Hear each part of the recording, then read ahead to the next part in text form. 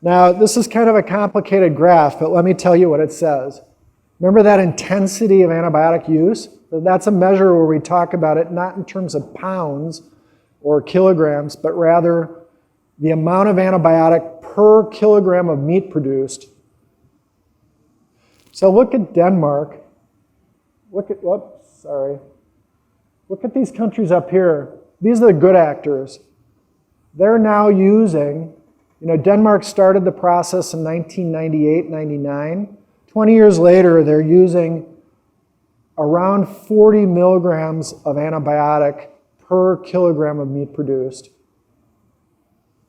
By contrast, the US is using almost 4 times as much. Now, there are some other bad actors in Europe, Spain and Italy, for example. But, even just look at this right here. This is an average of 30 European countries. Some of them, like Italy and Spain, are really high. Some are really low.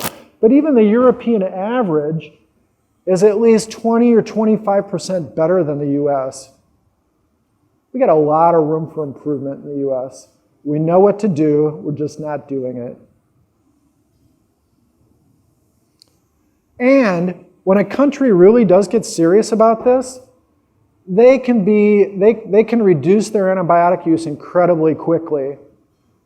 We know because the Netherlands, Denmark, now the United Kingdom have all told this story. This is just one of those examples, the Netherlands. So if you look here, they ended growth promotion in 2005, it looks like. So 12 years before the US. They didn't see any change. Gee, maybe because they continue to allow the same antibiotics for disease prevention, do you think? It was only when they banned routine disease prevention that they saw this huge decrease. And now, this number's a little outdated. Now the Netherlands overall has seen something like a 64% decrease in their antibiotic use just since 2009. They've gone from literally one of the not so good meat producers in Europe to one of the best in terms of their antibiotic use. And they've done it in less than 6 years. What? No, sorry. More like 10 years. But very quickly. And most of this has just been in the last 3 to 4 years. So first they set a target for overall reduction in antibiotics by 50%. They met that target early. Then they increased it by quite a bit, I think to 60%. And then most lately, they increased it to 70%. So their goal is to reduce, relative to 2009, their antibiotic use in meat production by 70%. Again, neither the USDA nor the FDA has set any target. We can do better. Just in terms of pigs, the US uses about 7 times more antibiotics per kilogram than either the Netherlands or Denmark. Again, we can do better.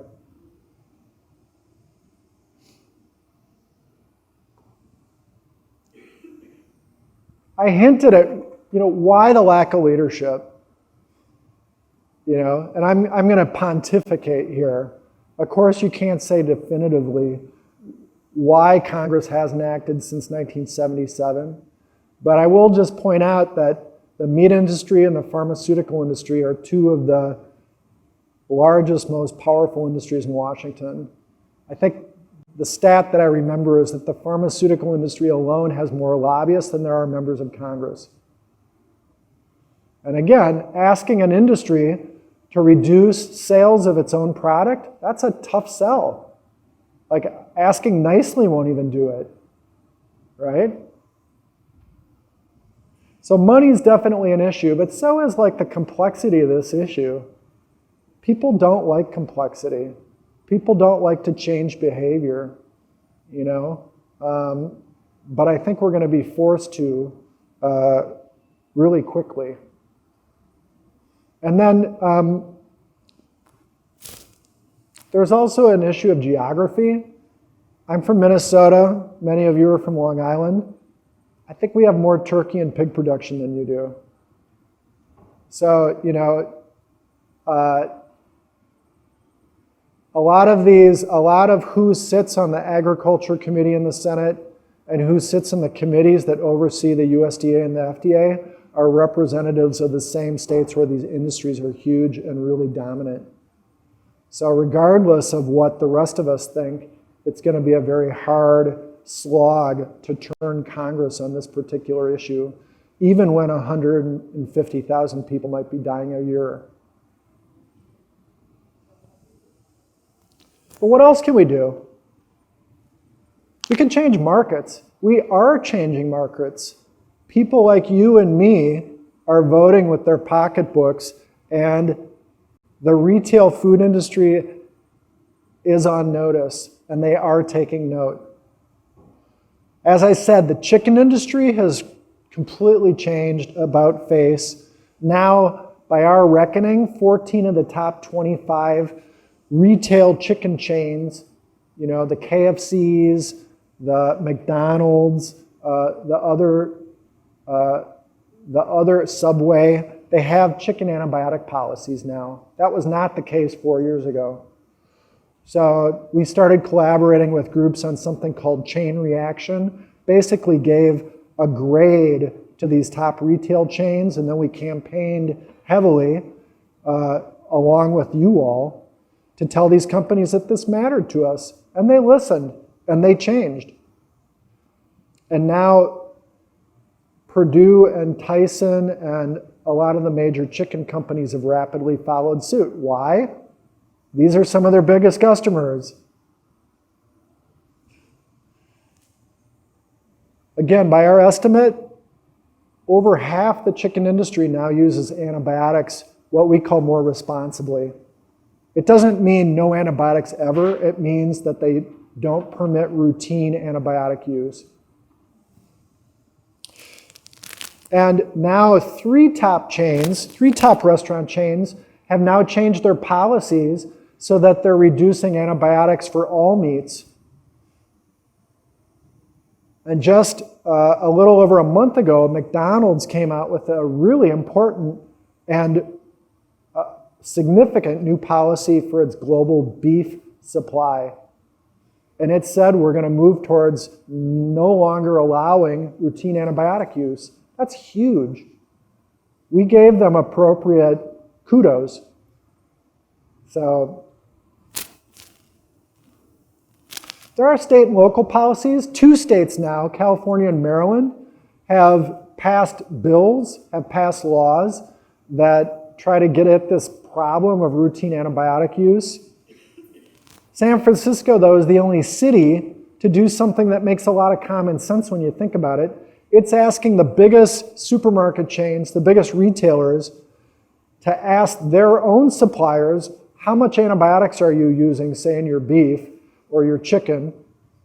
We want you to tell us, and then we're going to collect all that information and put it up on a website and show the public, so that the public has better information about antibiotic use in the meat sold in San Francisco. Now, any city could do this, but San Francisco is kind of the first out the gate. And it's just starting to be implemented, so we don't know yet what the impact's going to be, but certainly it's one of the biggest cities and one of the biggest in the biggest state, so it'll have some impact for sure. Here's that chain reaction report I talked about. There's other ways you can raise your voice. I think there's everything that we could do individually, but I think adding your voice collectively to other voices is really going to be where we're going to see some big changes.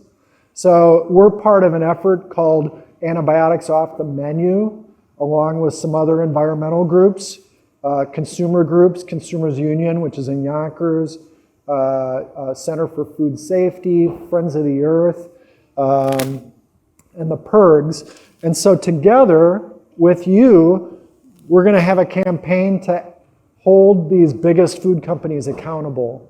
And I'll let you read the rest of it, but if you go to the website, you can find out some more there. And then I started this effort for health professionals. Any health professionals here? Good.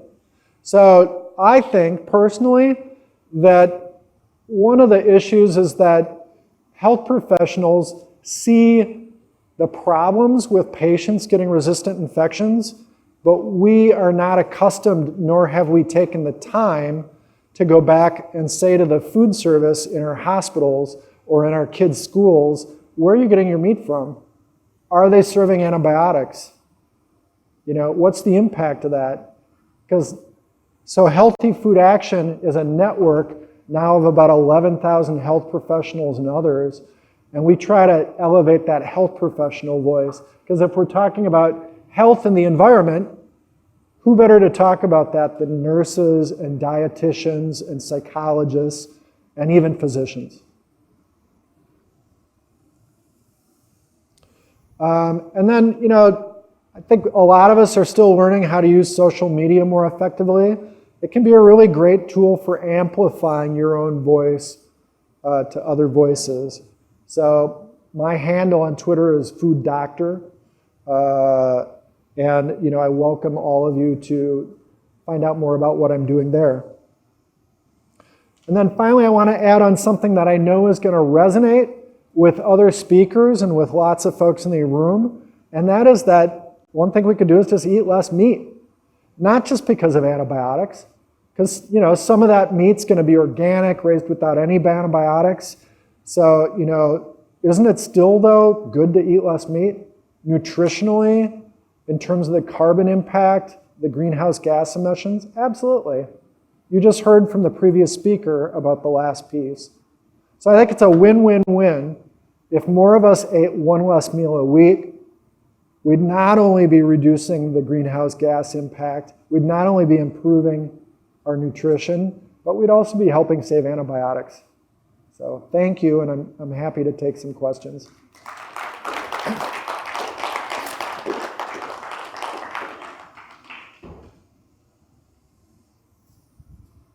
Yep. Oh, wait for the mic.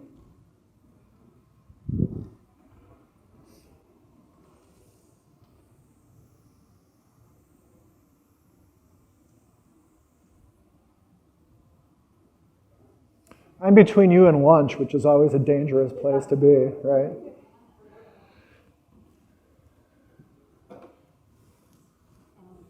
Oh, okay. There's a handheld underneath right there. Oh, okay. Yeah, that's okay.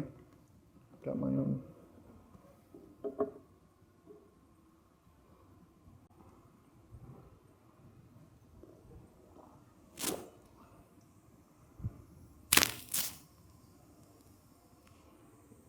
Two questions. First off, should we be eating free-range meat because they don't use antibiotics? Or is that not something that we, you know, is necessary? And then the second thing is, you're saying, you know, it's not good to have antibiotics, but what about hormones? Because I try to eat meat with no hormones as well, being a female who's had cancer. Right, right. Everybody hear the question? So the hormone piece, claims on retail meat labels about hormones have not been, are not well enforced. So you'll see a lot of hormone claims on chicken. Hormones were never allowed in chicken, right? So it's a non-issue there, and it just kind of confuses people. They are, though, used really routinely in beef production.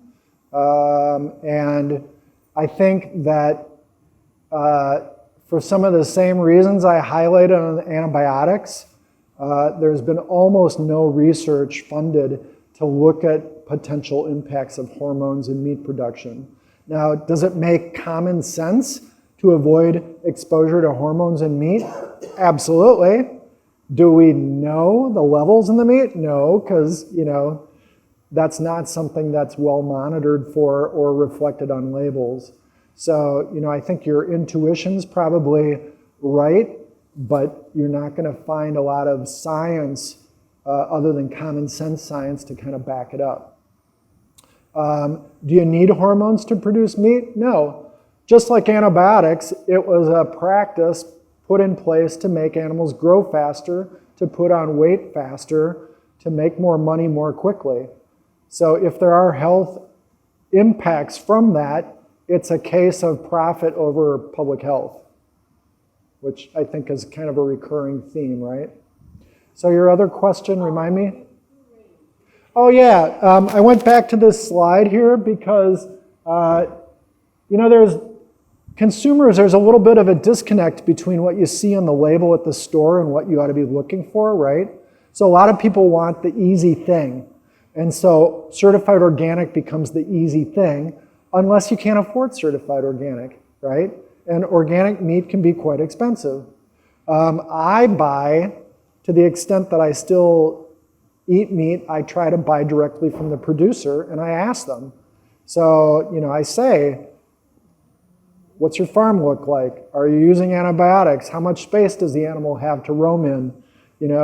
And at least then I feel somewhat better, like I have more of my finger on what's actually going on, and I can usually get a sense of whether I think they're being straight with me. I think mostly the farmers are.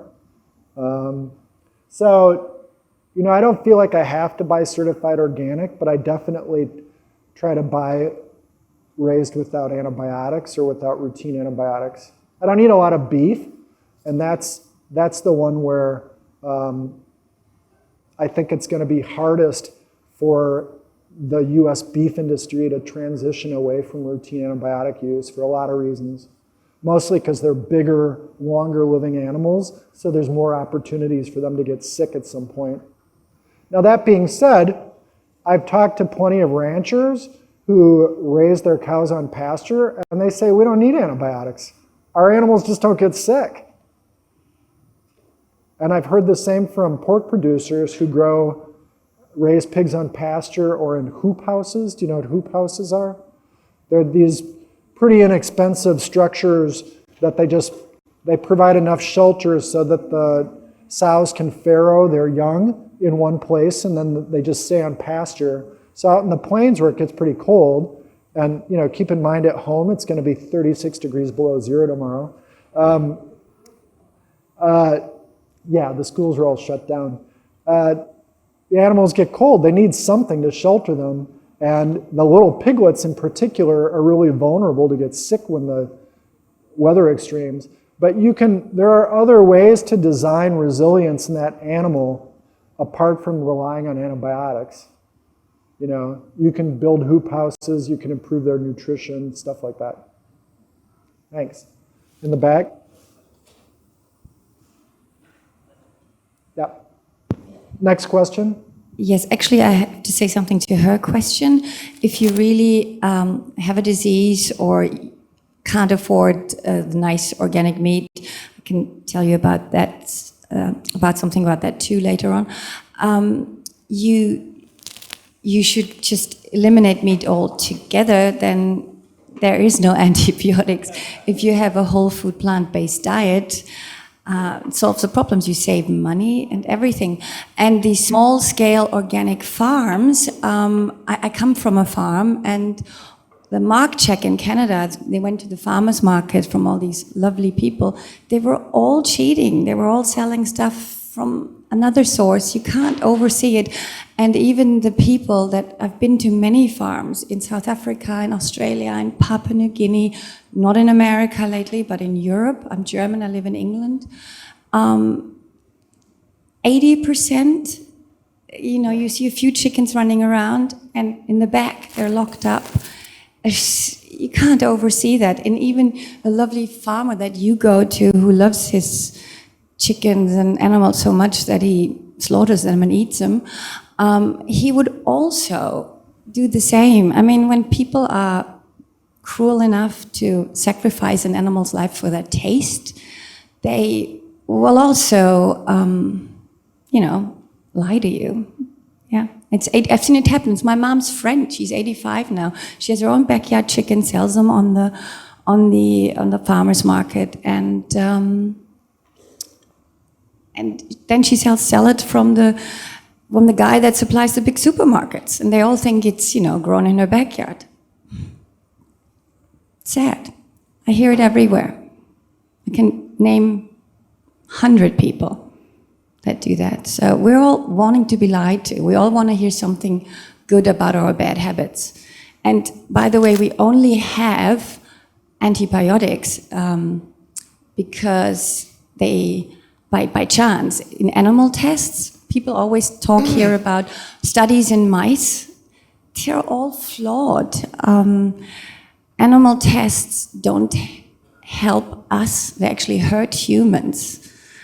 We only have antibiotics because actually Alexander Fleming discarded it when he discovered it, because it was dissected by the rabbits that he tested it on, and he had a patient that was dying, and he said, just give it to me. His partner somewhere else in 1929